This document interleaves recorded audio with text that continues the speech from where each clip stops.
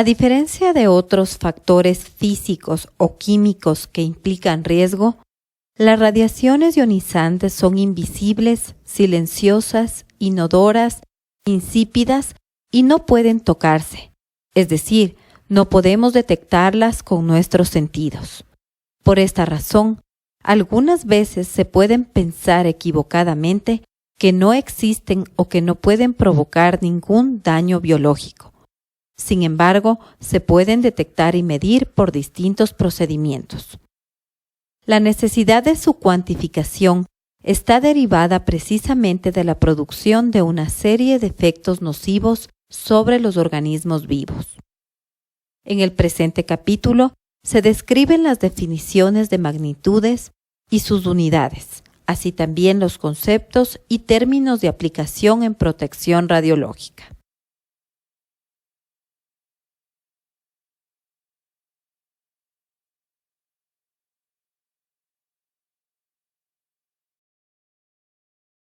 La magnitud que caracteriza a las fuentes radiactivas y que nos interesa a los fines de protección radiológica es la actividad.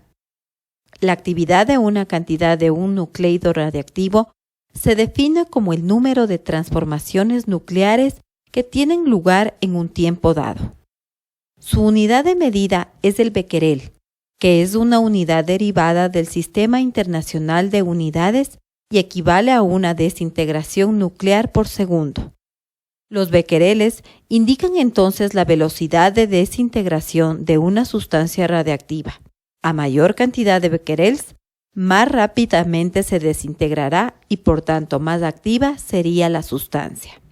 El becquerel reemplaza como unidad de actividad al curie, donde un curie es igual a 3.7 por 10 a la 10 becquerelios. El período de semidesintegración es el tiempo necesario para que la población de núcleos de una muestra dada de un nucleido radiactivo se reduzca a la mitad de su valor inicial, es decir, la actividad se reduce a la mitad.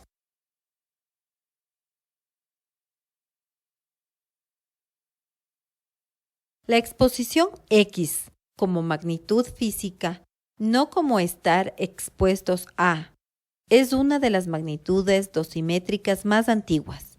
Conceptualmente, es una magnitud que evalúa la intensidad de un campo de radiación electromagnética ionizante, es decir, radiación X o gamma. Desde los primeros trabajos con rayos X, se vio la necesidad de definir una magnitud representativa de dicha radiación, que estuviera directamente relacionada con su interacción con la materia. Se decidió llamar a dicha magnitud exposición a la radiación X y también a la radiación gamma, dada la naturaleza idéntica de ambas. Como fenómeno de interacción se adoptó la ionización producida por la radiación en aire. Se define como X es igual a dQ sobre dm, donde dQ es el valor absoluto de la carga eléctrica total de los iones de un mismo signo producida en el aire, cuando todos los electrones y o positrones liberados por fotones es una masa de aire dm, son completamente frenados en aire. Al ser un cociente de carga por unidad de masa, su unidad de medida de acuerdo al Sistema Internacional de Unidades es el coulomb por kilogramo. Sin embargo, se utiliza la unidad tradicional denominada Röntgen.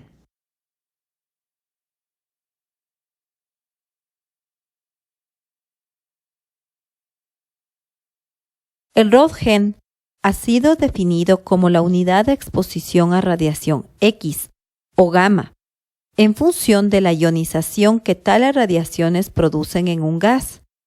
Sin embargo, es fundamental determinar la energía que la materia absorbe de cualquier tipo de radiación que la atraviese.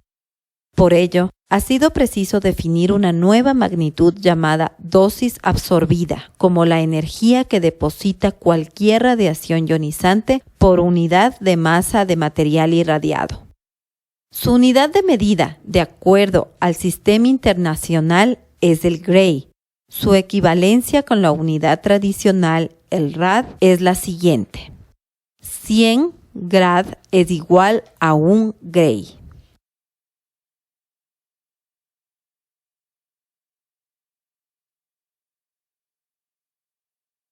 La exposición a radiación X o gamma, así como la dosis absorbida de cualquier radiación, han sido definidas independientemente del tiempo que haya durado la irradiación. Un individuo puede absorber la dosis total de 1 rad en 1 minuto, por hallarse en un campo de radiación intenso o en varios años, por vivir en un campo de radiación débil. Por ello es importante considerar las llamadas tasas de exposición y de dosis, que son respectivamente la exposición o la dosis que se recibiría en condiciones constantes por unidad de tiempo.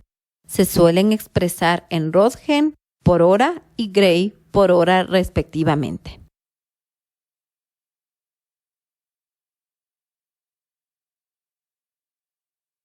En relación con la radiación ionizante, suele distinguirse entre aquella constituida por partículas con carga eléctrica, radiación directamente ionizante, por ejemplo, partículas alfa, y aquella constituida por partículas sin carga eléctrica, como la radiación indirectamente ionizante, tales como fotones y neutrones. Una de las razones para esta distinción es que, en la interacción, la transferencia de energía del campo de radiación al medio se realiza en forma directa en caso de las partículas cargadas y en un proceso en 2 etapas o en directo en el caso de las partículas sin carga eléctrica.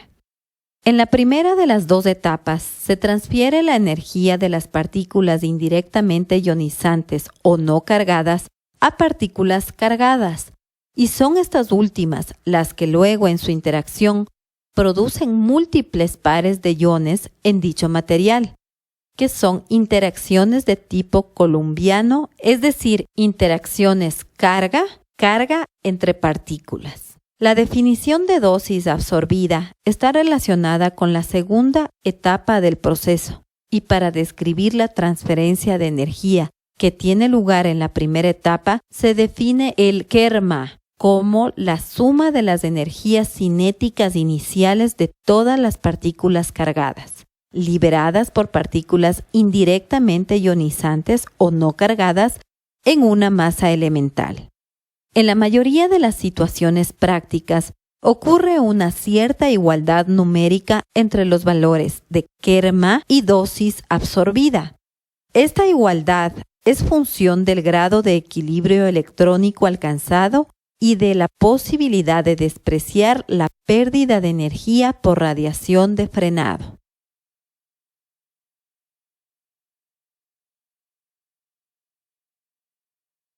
Las magnitudes definidas hasta ahora son magnitudes físicas. Su expresión no es suficiente para caracterizar los riesgos que resultan de una irradiación. Las radiaciones ionizantes pueden inducir muchos cambios físicos, químicos y biológicos. La clase y magnitud del cambio dependen de las condiciones físicas de irradiación, pero también de la naturaleza, es decir, de la calidad de estas radiaciones. Así, 10 rads entregados por rayos X de 100 kiloelectronvoltios no tendrán los mismos efectos que 10 rads entregados por neutrones de 10 megaelectronvoltios. En general, los efectos radioinducidos dependen de la distribución espacial de la energía impartida al medio por una partícula cargada, es decir, que el efecto observado no solo depende de la dosis absorbida, sino del tipo y/o energía de la radiación ionizante que lo produjo.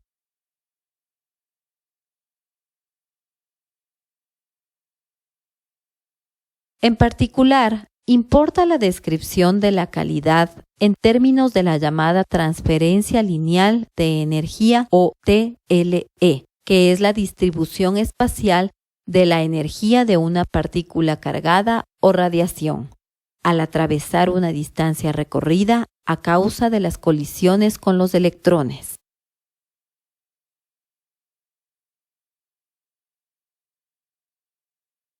Para obtener una evaluación de riesgo a una condición de irradiación definida, es necesario aplicar a la dosis absorbida unos factores modificantes. Las radiaciones ionizantes interaccionan con la materia depositando en ella energía, produciendo ionizaciones y por tanto alteraciones en las moléculas de las células. El daño biológico producido por las radiaciones ionizantes está relacionado con la energía depositada por unidad de masa, que es la magnitud conocida como dosis absorbida. Pero el daño biológico producido por las radiaciones no solo está en función de la energía depositada en un tejido u órgano, sino que también depende del tipo de radiación. No todas las radiaciones producen la misma densidad de ionización cuando atraviesan la materia viva.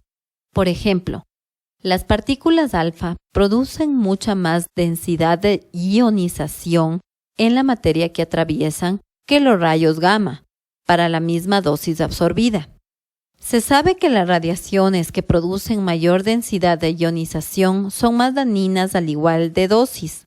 Por esta razón, se ha introducido un factor de ponderación para modificar la dosis absorbida.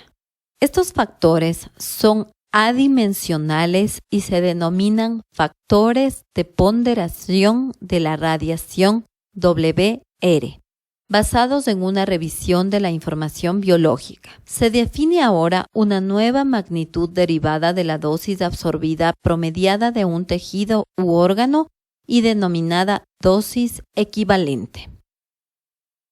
Su unidad de medida, de acuerdo al sistema internacional, es el sievert. Su equivalencia con la unidad tradicional, el rem, es la siguiente. 100 rem es igual a 1 sievert.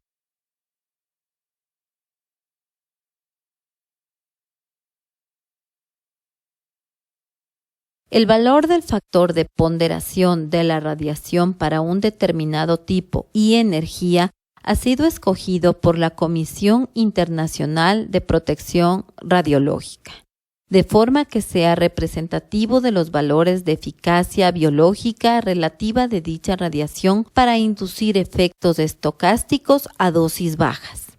La eficacia biológica relativa, EBR, de un tipo de radiación frente a otra, es la relación inversa entre las dosis absorbidas que dan lugar a la aparición del mismo efecto biológico. Para las radiaciones de baja transferencia lineal de energía, incluidas las radiaciones X y gamma de cualquier energía, según la Comisión Internacional de Protección Radiológica, se ha escogido la unidad para el factor de ponderación de la radiación. El valor elegido para otras radiaciones está basado en los valores observados de la eficacia biológica relativa, independientemente de que la radiación de referencia sea del tipo X o gamma.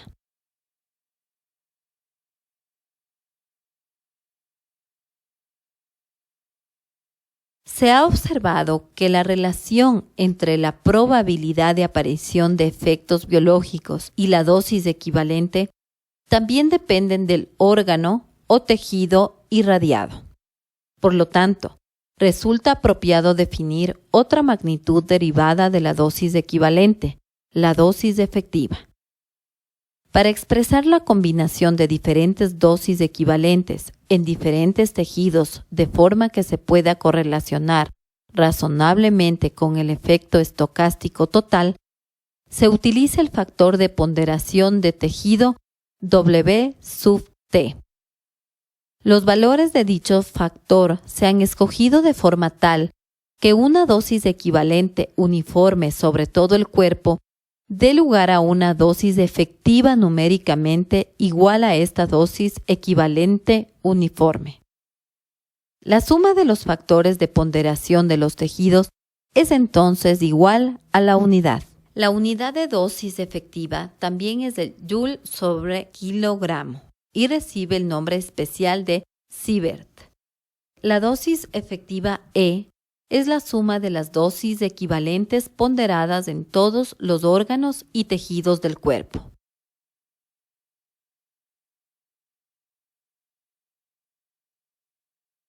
Se muestran los valores de los factores de ponderación para los distintos tejidos del cuerpo humano.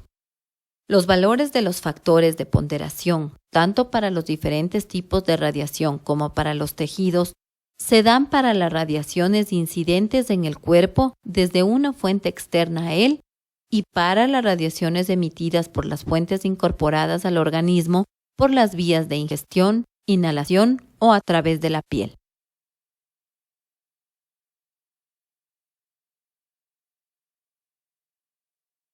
Factores de ponderación del tejido, W sub T.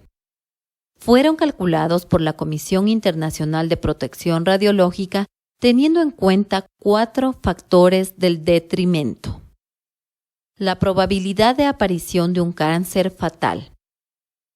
La probabilidad ponderada para el surgimiento de un cáncer no fatal. La probabilidad ponderada para el surgimiento de efectos hereditarios severos. La pérdida promedio de años de vida por cada tipo de cáncer.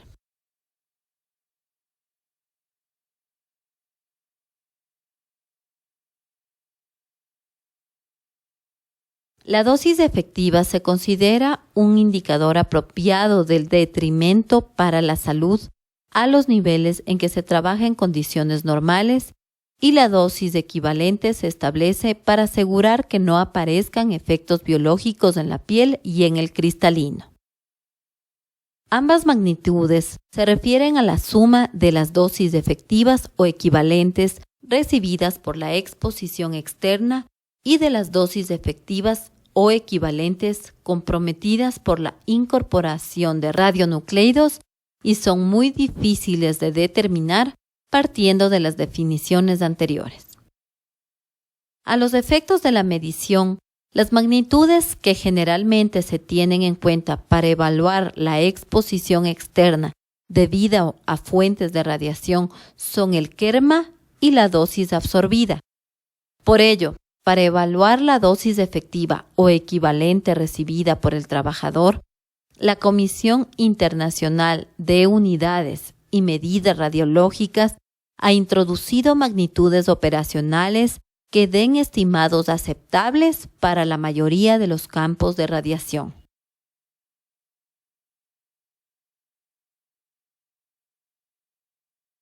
Las magnitudes operacionales para el control radiológico de zona son magnitudes medibles con facilidad y entre ellas podemos mencionar la dosis equivalente ambiental HD asterisco y la dosis equivalente direccional HD apóstrofe y para el control individual la dosis equivalente personal HPD. La dosis equivalente personal HPD es la dosis equivalente en tejido blando a una profundidad adecuada D, a partir de un punto específico sobre el cuerpo humano. La profundidad D recomendada es de 10 milímetros para la radiación penetrante y 0,07 milímetros para la poco penetrante. Puede ser medida con el detector cubierto con un grosor apropiado de material tejido equivalente situado en la superficie del cuerpo. Las magnitudes operacionales HP 0,07 y HP 0,03 sirven para obtener valores aproximados de la dosis equivalente en la piel y el cristalino respectivamente.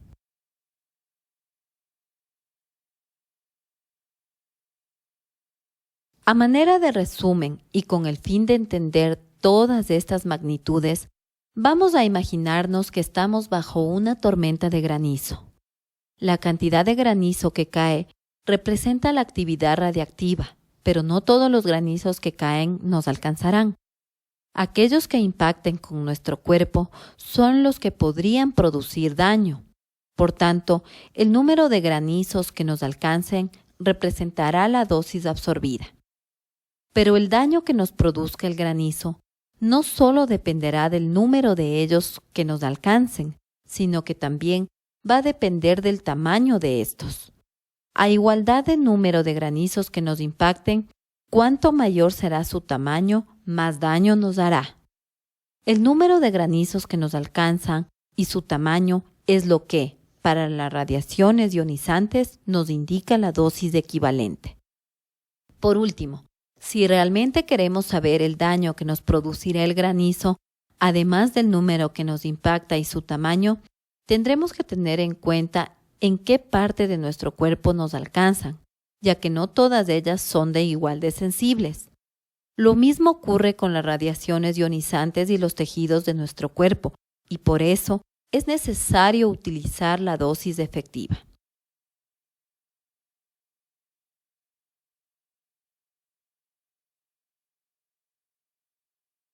Para lograr una mayor comprensión en la diapositiva se muestra un resumen, en forma de cuadro comparativo, de las principales magnitudes y unidades de medida de la radiación ionizante.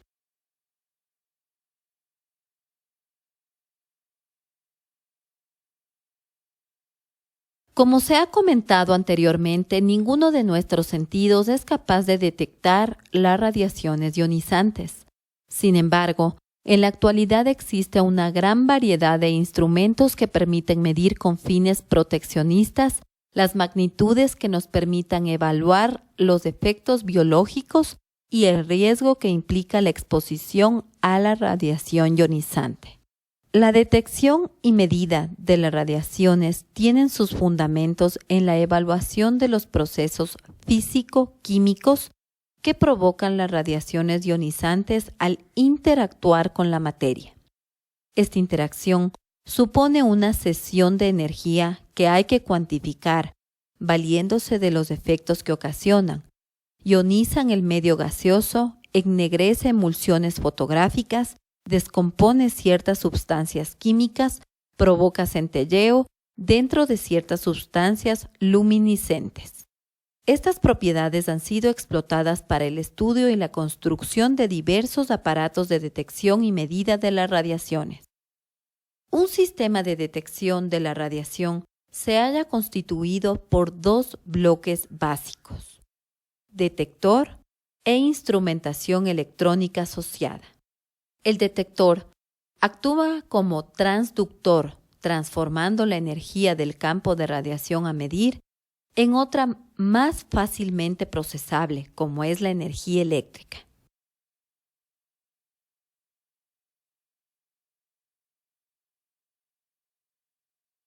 La radiación, al pasar por un gas, produce iones.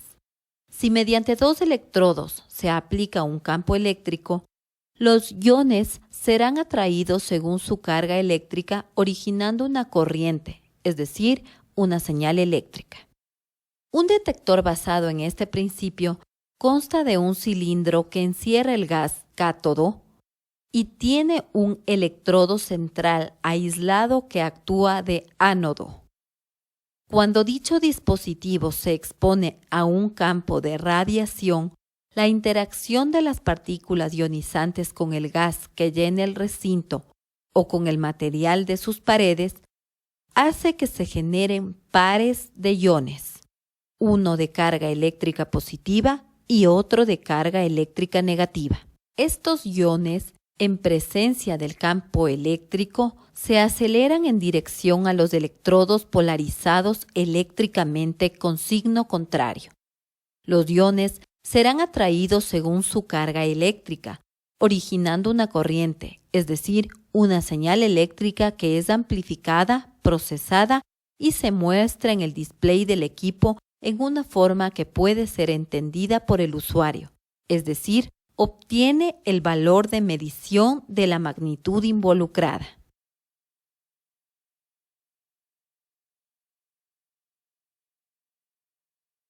Los detectores de radiaciones ionizantes pueden clasificarse en detectores inmediatos o retardados. según el suministro de la información al observador, instantánea o diferida, con respecto al momento en que se procede la detección.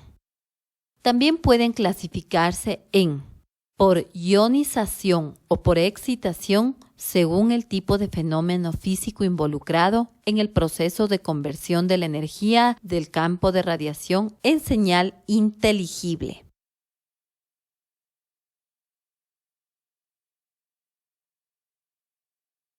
Detector gaseoso.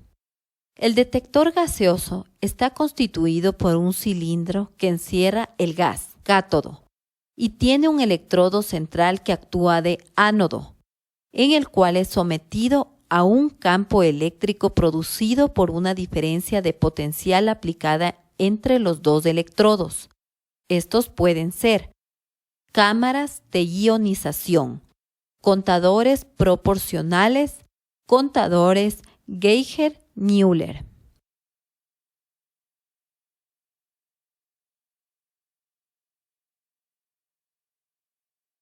En esta diapositiva se muestran ejemplos de equipos detectores de radiación, con las diferentes sondas que se utilizan en función del tipo de radiación que se requiera medir. Es necesario señalar que este tipo de equipos son de obligatorio uso por personal que labora expuesto a fuentes radiactivas tanto abiertas como selladas.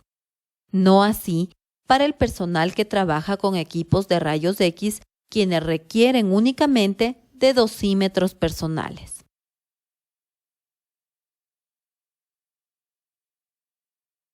Los detectores de estado sólido pueden ser semiconductores, termoluminiscentes, de centelleo, de emulsión fotográfica.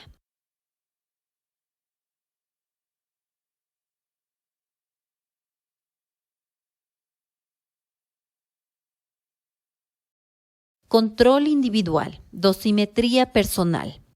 Para la vigilancia radiológica individual se utilizan los llamados dosímetros personales. Los hay de varios tipos, clasificados principalmente por el tipo de detector que usan, así como por la magnitud que permiten evaluar.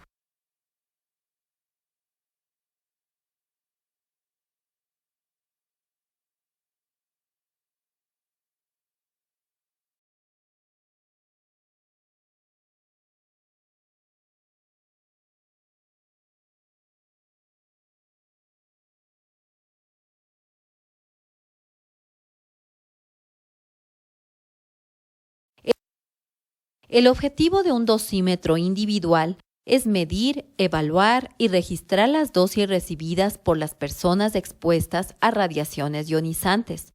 Todo ello con la finalidad de garantizar que individualmente se cumpla con el sistema de limitación de dosis, cumplir con el requisito legal, evaluar en forma continua la idoneidad de las medidas de protección existentes y proporcionar una base de datos que posibilite la realización de estudios estadísticos y epidemiológicos.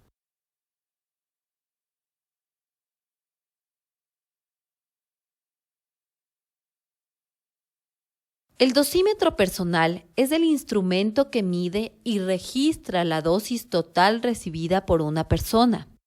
Este instrumento permite medir la dosis recibida por el cuerpo. Sin embargo, estas magnitudes no pueden ser medidas con exactitud, ya que el dosímetro es usado en un lugar representativo sobre la superficie del cuerpo y como el campo de radiación no siempre es homogéneo y es multidireccional, el valor medido dependerá de la orientación del cuerpo dentro del campo de radiación. Son especialmente útiles para realizar estudios sobre dosis altas no habituales, recibidas por trabajadores que no las presentaban con anterioridad, y además nos deben servir para investigar lo relacionado con cambios en la instalación, cambios de técnicas de trabajo, presencia de fuentes adicionales de exposición, averías en general y ocurrencia de accidentes radiológicos.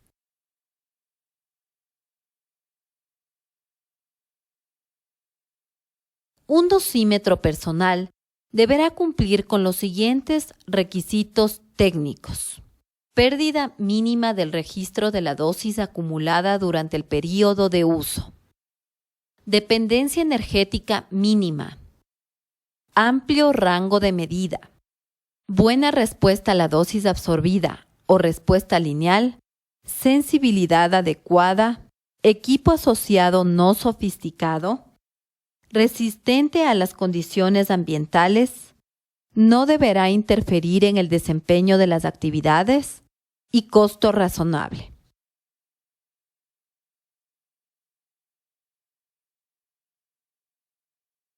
Los tipos de dosímetros personales más utilizados son los siguientes.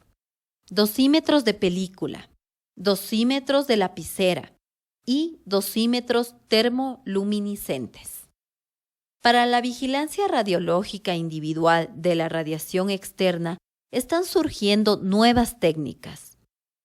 Los sistemas dosimétricos electrónicos activos y pasivos están ofreciendo soluciones novedosas para la dosimetría y el manejo de datos, incluyendo dosímetros de lectura directa y la aplicación de modernas redes de datos.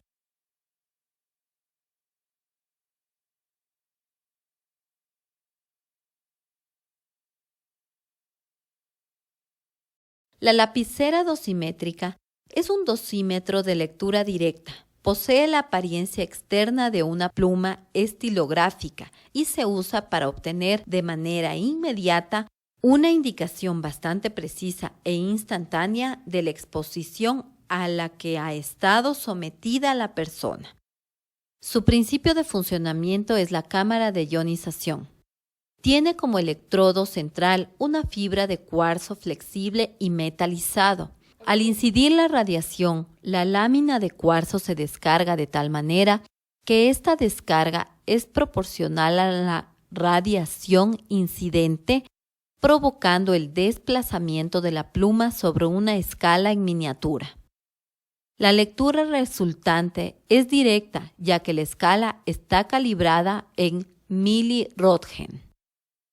Su grave inconveniente es que se descarga con frecuencia, por golpes o variación de las condiciones ambientales, dando, por tanto, una medida incorrecta en la escala que lleva incorporada. Otra desventaja es que la escala abarca un rango pequeño, de 0 a 200 miliröntgen o de 0 a 500 miliröntgen, no dando, por lo tanto, información cuando se exceden estos valores. Una regla importante a tenerse en cuenta durante su uso es que debe ser recargado, es decir, llevado a 0. Cuando la lectura alcanza el 75% del valor máximo que el dosímetro puede acumular, es decir, un dosímetro para 200 miliröntgen debe encerarse cuando alcance el valor de 150 miliröntgen.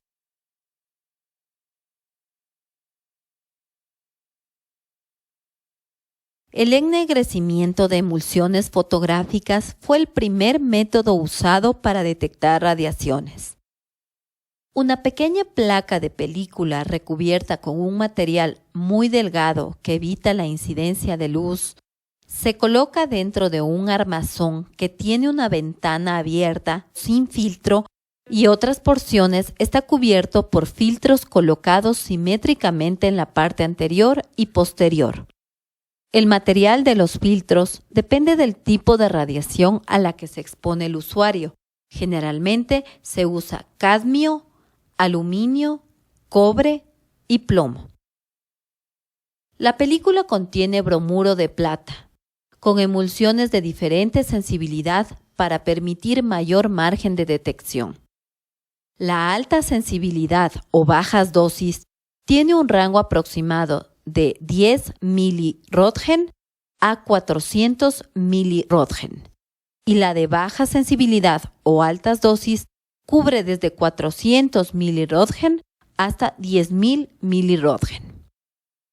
Mediante un proceso químico denominado revelado, se puede poner de manifiesto la imagen latente dejada por la radiación en la película dosimétrica. Las radiaciones transfieren energía a la emulsión excitando a los electrones del cristal de bromuro de plata. Los iones de plata, al combinarse con electrones, forman átomos de plata que patentizan el ennegrecimiento aparecido en la película por efecto de las radiaciones y que no es apreciable a simple vista. El velado está en relación con la exposición a la que se sometió el dosímetro. De acuerdo con la densidad óptica del velado, se puede calcular la dosis absorbida por el individuo.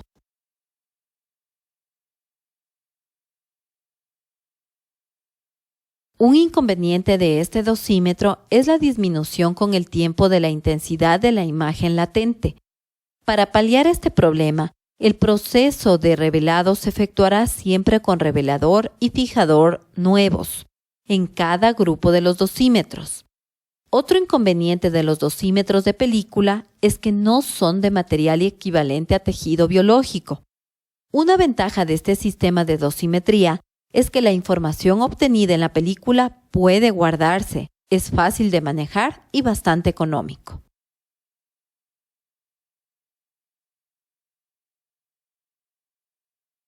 Entendemos por termoluminiscencia aquel fenómeno mediante el cual sustancias cristalinas como el fluoruro de litio, fluoruro de calcio, sulfato de calcio, entre otras, emiten luz al ser calentadas a una temperatura inferior a la de incandescencia.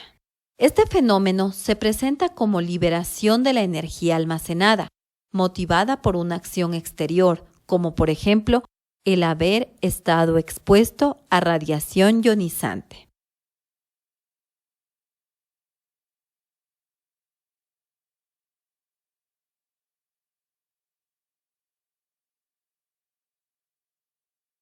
Durante la exposición, el dosímetro acumula energía en las capas electrónicas de los átomos. Luego, mediante calentamiento, se libera dicha energía en forma de radiación luminosa. La cantidad de luz emitida durante este calentamiento es proporcional a la dosis de radiación absorbida.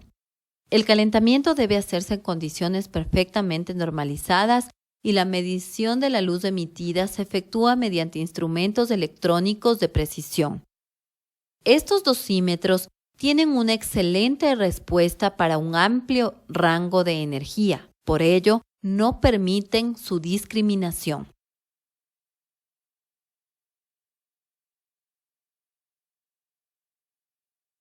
Los dosímetros termoluminiscentes tienen varias ventajas respecto a los anteriormente señalados, como por ejemplo, variedad de diseño, amplio rango de medida, poca influencia de condiciones ambientales y funding bajo, es decir, poca pérdida de información a través del tiempo. Tienen el inconveniente de que se pierde la información con la primera lectura, es decir, esta no puede ser confirmada. Sin embargo, esta característica también le da una de sus mayores ventajas, y es que es reusable. Por otro lado, los actuales softwares de lectura permiten analizar la información originalmente obtenida, así como mantenerla para consultas o verificaciones posteriores.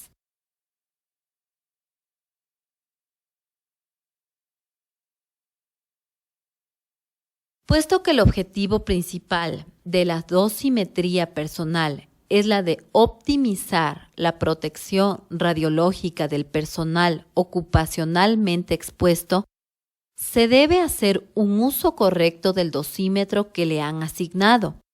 Para ello, es necesario que recuerde lo siguiente. Los dosímetros deben llevarse puestos durante toda la jornada laboral, y es conveniente colocarlos después de la misma en el tablero correspondiente, dispuesto para ser guardados y protegidos de posibles radiaciones. El dosímetro debe colocarse en un lugar representativo de la parte más expuesta del cuerpo, generalmente el tórax. Un dosímetro personal nunca debe ser deliberadamente expuesto cuando no lo lleva puesto el usuario. Los dosímetros no deben utilizarse durante exposiciones no ocupacionales, tales como las radiografías tomadas al mismo usuario. El dosímetro asignado a una persona no debe ser utilizado por ninguna otra persona hasta que se haya notificado al encargado para que registre el cambio y que se realice el cambio de la tarjeta correspondiente.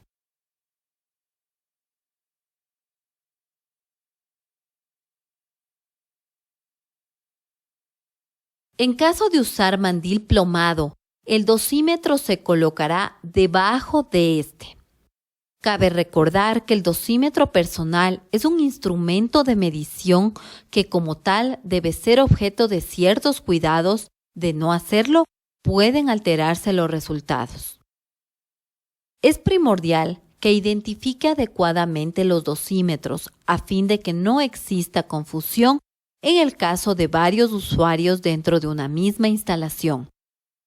Para la mayor eficacia de la dosimetría, es necesario que los usuarios se responsabilicen por no exponerlo a condiciones extremas, no intentar abrirlo y realizar el cambio en las fechas preestablecidas.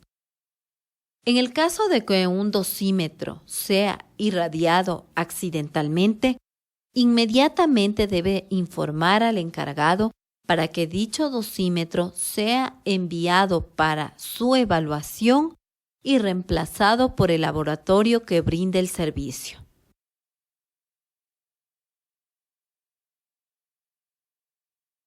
Recuerde que el dosímetro no protege.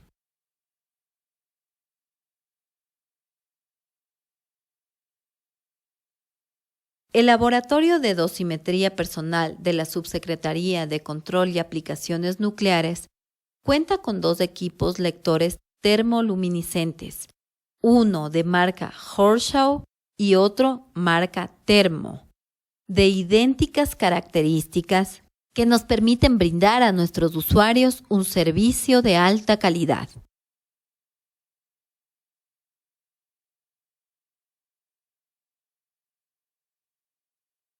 A fin de evitar errores en la identificación de los dosímetros y consecuente asignación de dosis evaluadas, contamos con un sistema de identificación de barras, tanto de las tarjetas dosimétricas, como se muestra en la figura, como del conjunto que hacen estas con los portadosímetros.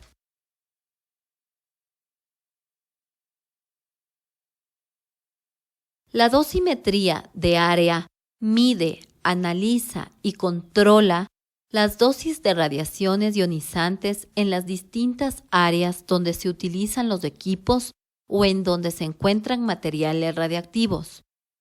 Para detectar la radiactividad personal, se colocan detectores en las manos o en los zapatos, en las zonas que exista riesgo de contaminación. Estos contadores son del tipo Geiger-Müller, ya que registran la radiación beta y gamma. Los equipos portátiles deben utilizarse según determinados criterios y antes se debe trazar un plan para su uso. El Servicio de Protección Radiológica debe disponer de él. Las medidas a vigilar son la dosis absorbida y la tasa de dosis absorbida. Esta vigilancia puede ser de rutina en el puesto de trabajo, operacional, dando la información de la dosis en un procedimiento especial y estimado el riesgo radiológico, o especial, que se realiza cuando existe sospecha de irradiación que no es habitual. Los equipos de vigilancia pueden ser fijos o portátiles. Los equipos fijos se colocan en almacenes de materiales radiactivos, en accesos a zonas controladas, etc. Deben estar dotados con un sistema de alarma que se activará en caso de superar una dosis determinada. Habitualmente están conectados a un ordenador central que registra toda la actividad.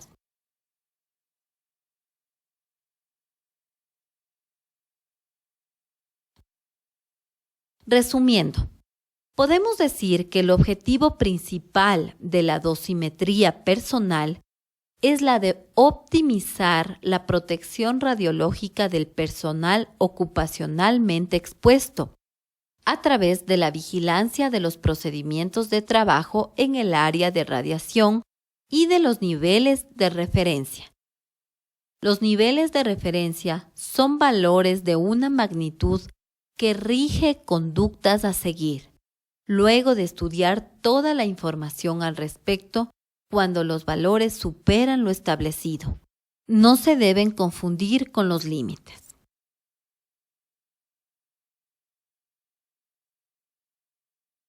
Una vez que se han analizado los aspectos básicos más importantes relacionados con las magnitudes y unidades que nos permiten medir las radiaciones ionizantes, podemos concluir que los trabajadores expuestos deben conocer las magnitudes y unidades de medidas de la radiación.